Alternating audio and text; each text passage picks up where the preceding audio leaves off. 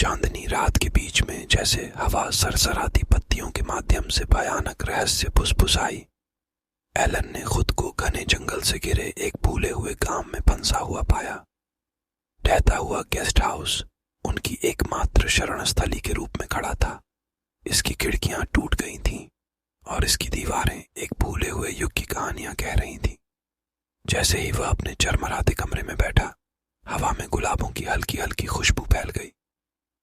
उसका दिल तेजी से धड़कने लगा जब उसने अपनी खिड़की के बाहर एक फटे हुए सफेद गाउन में एक आकृति को देखा। उसके काले बाल हवा में लहरा रहे थे, रहस्य और सौंदर्य की भावना के साथ, जिसने स्पष्टीकरण को अस्वीकार कर दिया। युवा युवती ने अपना परिचय क्रिस्टीना के रूप में दिया। एनिमेटेड बातचीत में घंटों बीत गए, लेकिन जैसे जैसे रात गहरी होती गई, कमरे में एक अकथनीय ठंडक घर कर गई।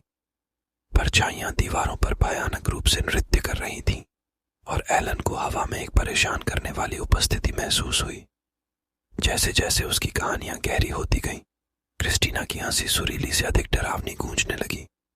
अचानक मोमबत्ती की लपटें तेजी से चमकने लगी, जिससे दीवारों पर अजीब सी चमक पैदा हो गई। क्रिस्टीना का चेहरा बदल गया। उसकी सुंदरता डरावनी दृष्टि से बदल रही थी। जैसे ही कमरा एलन के चारों ओर बंद होने लगा, उसकी हंसी हड्डियों को कंपा देने वाली चीख में बदल गई। भयभीत होकर वह पीछे की ओर लड़खड़ाकर गिर पड़ा। उसका हृदय ढोल की तरह बज रहा था।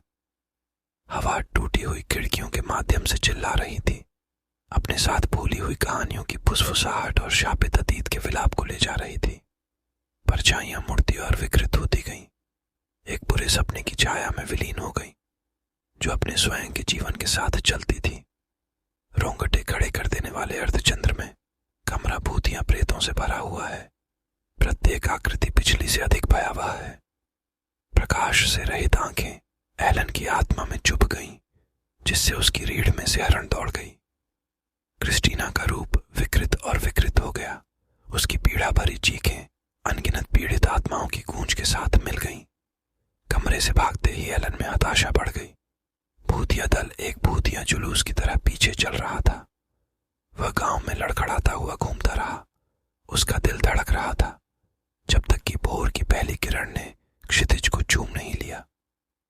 नए दिन के साथ दृश्य सुबह की धुंध में धुंधले हो गए और पीछे रह गई केवल एक भयावह रात की फुसफुसाहट। उस दिन के बाद से एलन भय और अंधविश्वास से ग्रस्त हो गया। उस रात की भयावहता उसके मन में घर कर गई। वह कभी भी गांव नहीं लौटा। हमेशा क्रिस्टीना की याद और उसकी आत्मा को पीड़ा देने वाली दुष्ट आत्माओं से परेशान रहता था, और इसलिए भूला हुआ गांव अछूता रह गया। एक ऐसी जगह जहां जीवित और मृत के बीच का पर्दा हर गुजरती रात के साथ पतला होता गया।